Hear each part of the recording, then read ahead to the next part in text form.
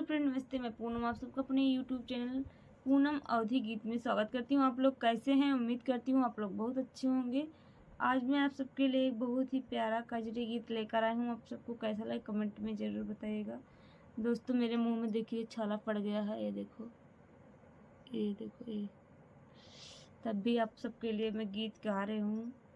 आप लोग अपना प्यार और आशीर्वाद हम पर बनाए रखिए। आप लोग सपोर्ट कीजिए दोस्तों।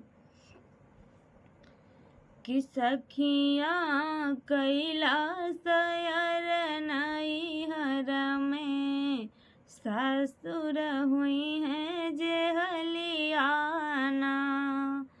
कि सखियाँ कैलाश नैहर में ससुर हुई हैं जे हलियाना।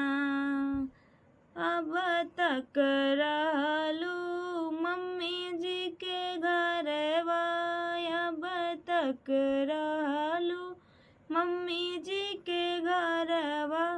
खूब खेलू कजरियाना।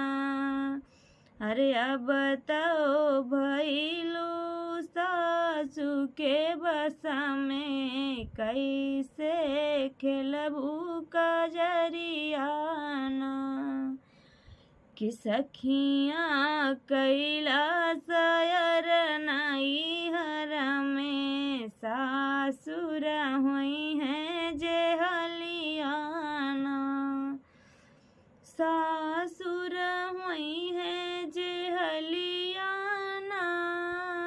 सखियाँ कैलाश नैहर में सासुर हुई हैं जे हलियाना। अब तक रहलू सखी जी के घरवा, अब तक रहलू ससुर जी के घरवा। खूब खेलू कजरियाना। अरे अब तो भइलू जेठनी के बस में, कैसे खेलबू कजरियाना। कैसे खेलबू कजरियाना। सखियाँ कैलाश नैहर में सासुर हुई हैं जे हलियाना। अब तक रहलू भाभी जी के घरवा, अब तक रहलू भाभी जी के घरवा।